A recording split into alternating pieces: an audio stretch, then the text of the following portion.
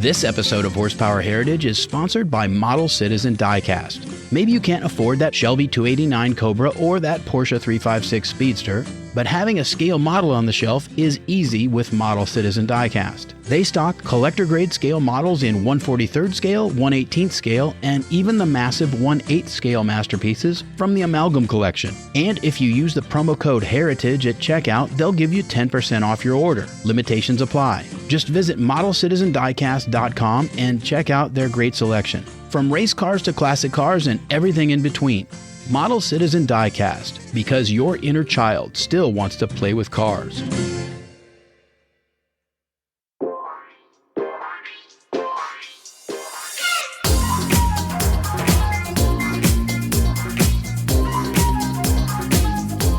Hi everybody, welcome to Horsepower Heritage.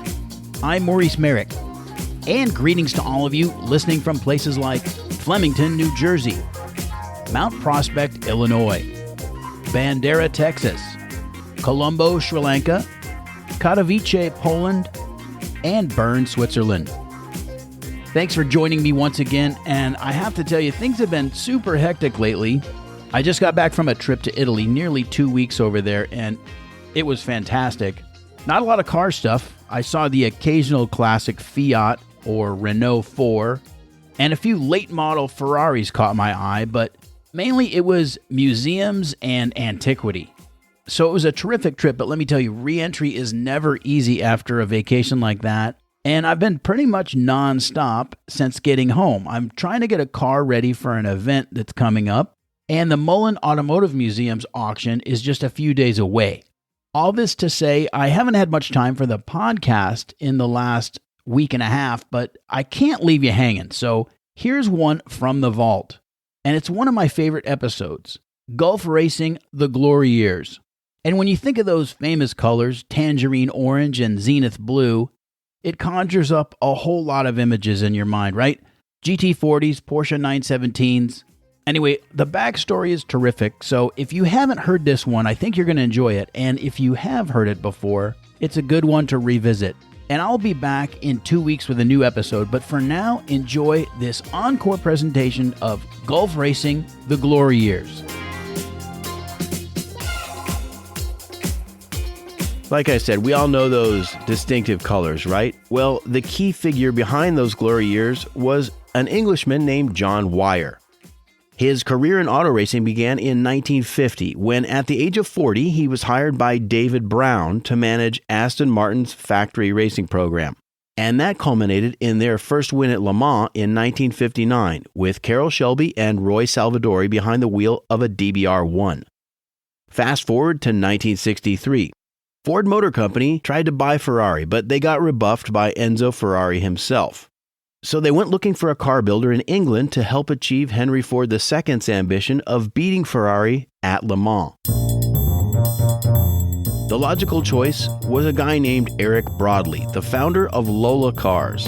He'd just completed the Mark VI, a mid-engine lightweight GT car powered by the Ford 260 V8 small block in front of a Colati transaxle, which was Italian-made.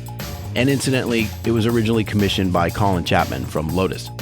Now, simultaneously, John Wyer was lured away from Aston Martin, and Ford established a subsidiary called Ford Advanced Vehicles, which was co-located with Lola in Slough, just west of London.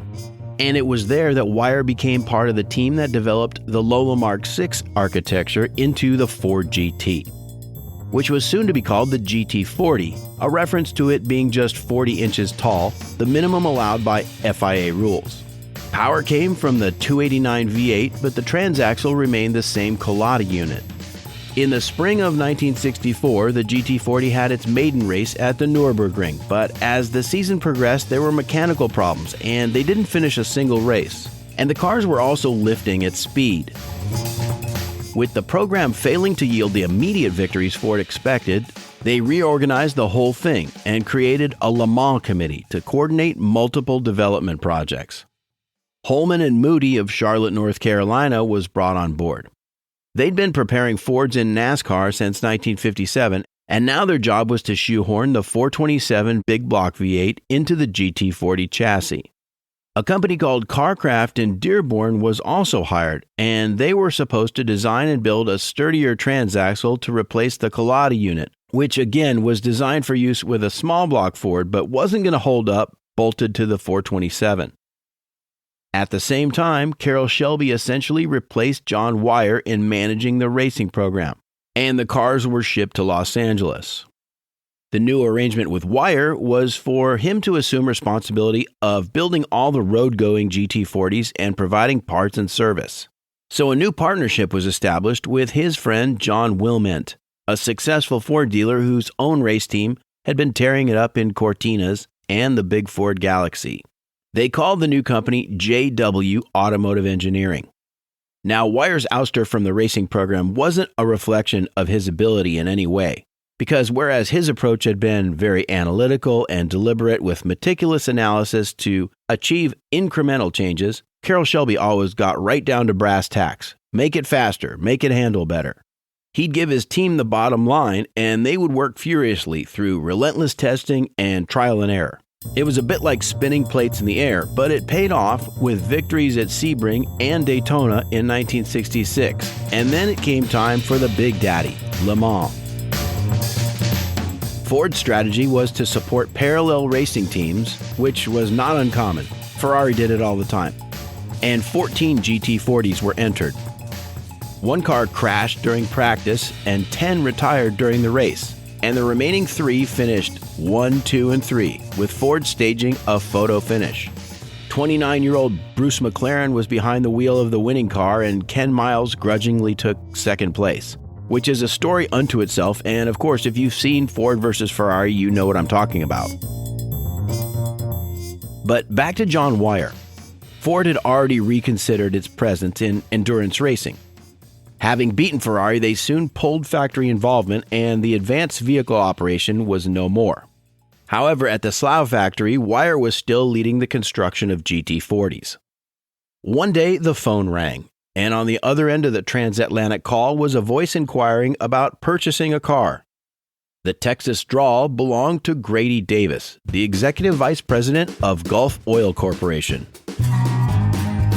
Davis had raced Corvettes in the SCCA, and with the backing of Chevrolet, he worked with Zora Arkus Duntov and Pennsylvania Chevy dealer Don Yanko to make the Corvette a serious platform, even winning national championships until Chevy pulled out of factory sponsorship in 1963.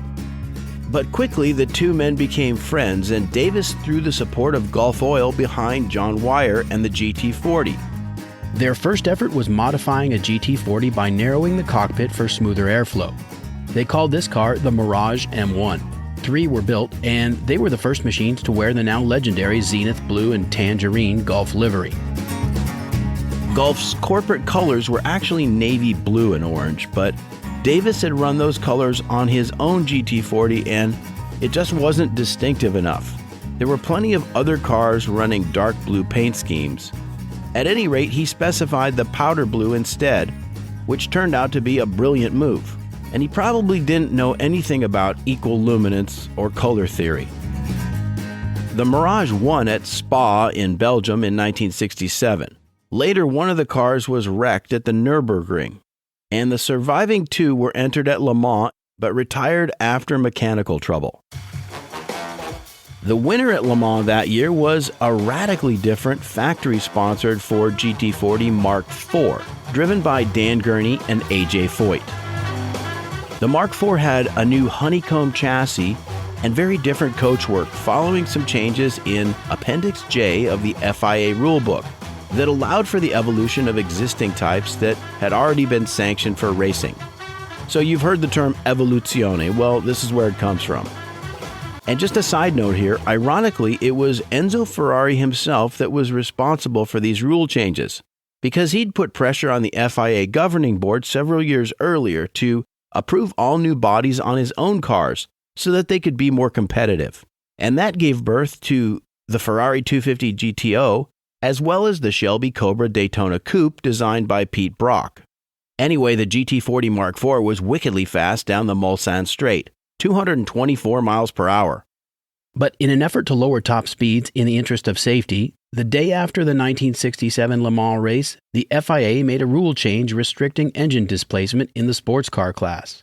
The new limit was 3 liters, and that meant the big 427 cubic inch side-oiler engine that had been so successful in the GT40s was now banned. But Wyer's relationship with Gulf was cemented. They were back at Le Mans in '68.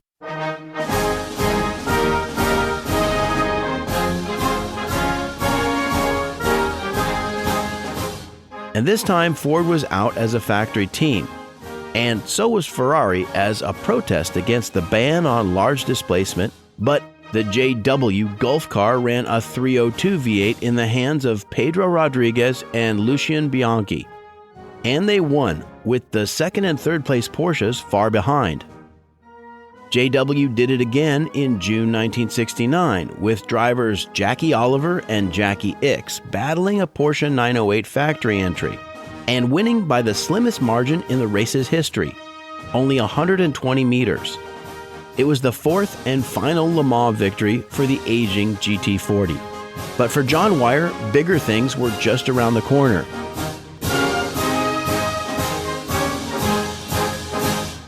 Oliver and Ickx had won the Sebring 12 3 months earlier, and John Wyer had earned Porsche's attention and their respect for his ability to take a tiny budget and squeeze so much out of what was basically an obsolete design. Before the race, Wyer was offered the helm of a Porsche factory program for the next season. It would be in the 917, a car with a complex history and about which many books have been written. At least 11 different variants were built. And there's no way we're going to cover the whole history of this car. I wouldn't even try, but here's a brief sketch. It had a 4.5-liter air-cooled twin-spark flat 12 and an extremely light tubular space frame weighing just 93 pounds. And portions of the tube frame were actually used in the oiling system. However, Porsche was struggling with one thing: high-speed instability. Wyer knew the car was very powerful, and given further development, it could probably eclipse everything else in the prototype class. So he consulted Gulf Oil about Porsche's offer, and by August, it was a done deal. With British management and American sponsorship, Porsche entered the 1970 race season with the goal of winning Le Mans, but they were also supporting another team, Porsche Salzburg, in their 917s. As for the JW Gulf team, testing began immediately, and the greatest concern was the handling. Wyer's chief engineer, John Horseman, noticed the long tail section of the car wasn't spattered with insects like the front end, and he concluded that the airflow was disturbed so that the tail wasn't providing the necessary downforce. So a shortened, temporary tail section was hastily fabricated, and the handling improved right away.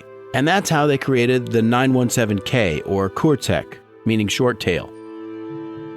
The JW team's 4 drivers were Pedro Rodriguez of Mexico, Leo Kinnunen of Finland, Joe Siffert, Switzerland, and Englishman Brian Redman. Daytona was the season opener. Ferrari had returned, but the Gulf team came out swinging.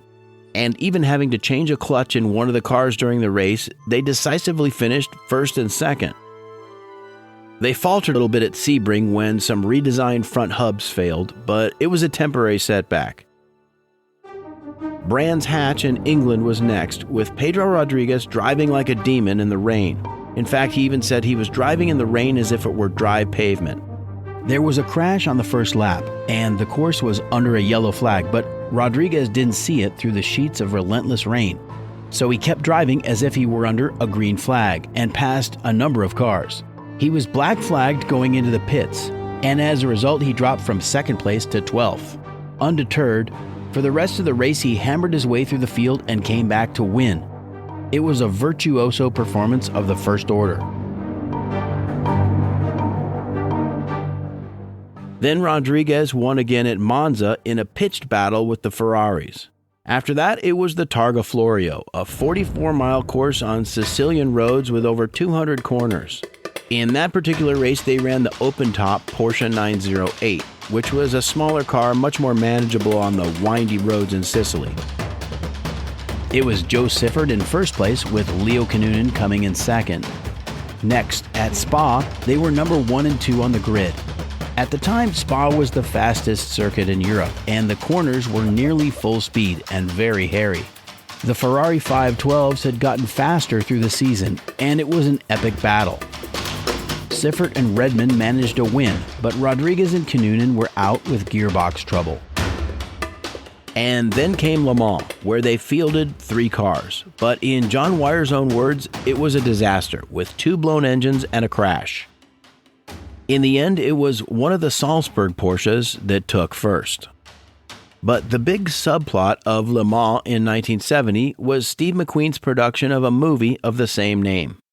It was a passion project he'd been planning for years, and a 4th Gulf car was supposed to have been driven by McQueen and Jackie Stewart to capture the real race for the film, but it was denied entry.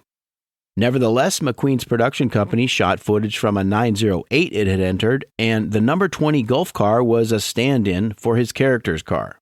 In the days after the race, they shot more sequences with McQueen driving, and a bunch of cameras on the cars. Despite the disappointment of Le Mans, the JW team pressed on, finishing 1st and 2nd at Watkins Glen, New York, and 1st at the Österreichring in Austria. With the combined points of the Gulf and Salzburg teams, Porsche had secured the 1970 World Championship. In 1971, John Wyer's team won 5 of the 11 World Sports Car races, running a slightly larger 4.9-liter flat 12.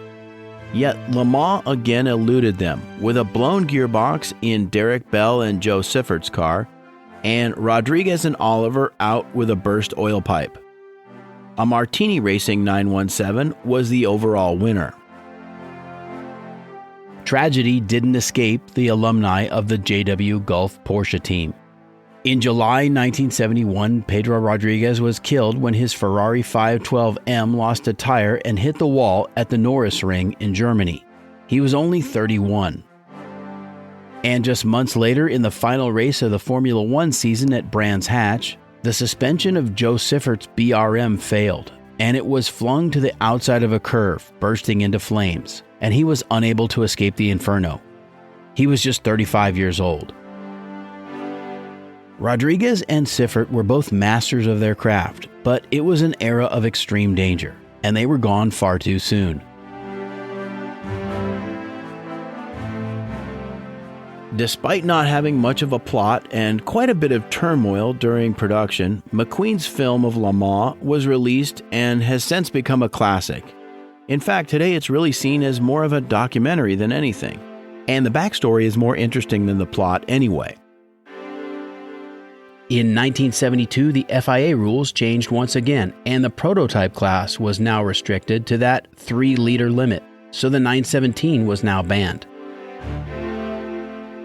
Now, parallel to this, there's a whole other story about Gulf sponsoring McLaren, but the postscript to the glory years of the blue and orange is that at Le Mans in 1975, with the gas crisis hanging like a vulture over the automotive world, fuel economy rules were put in place, and the race didn't count for the championship. But John Wyer saw an opportunity to run a redesigned version of his Mirage chassis again. So they tweaked the fuel economy to squeeze the most out of the car, which was just over 7 miles a gallon, and Gulf formulated a special fuel. Derek Bell and Jackie Ickx drove the Mirage to victory. But the glory years for Gulf will always be 1968 to 1971. Obviously, the cars were incredible, and their values have skyrocketed, and the mystique of Steve McQueen, the king of cool, has rubbed off big time. And if you've never seen one of those GT40s or 917s up close, don't miss that opportunity if it comes, because they are really incredible in real life.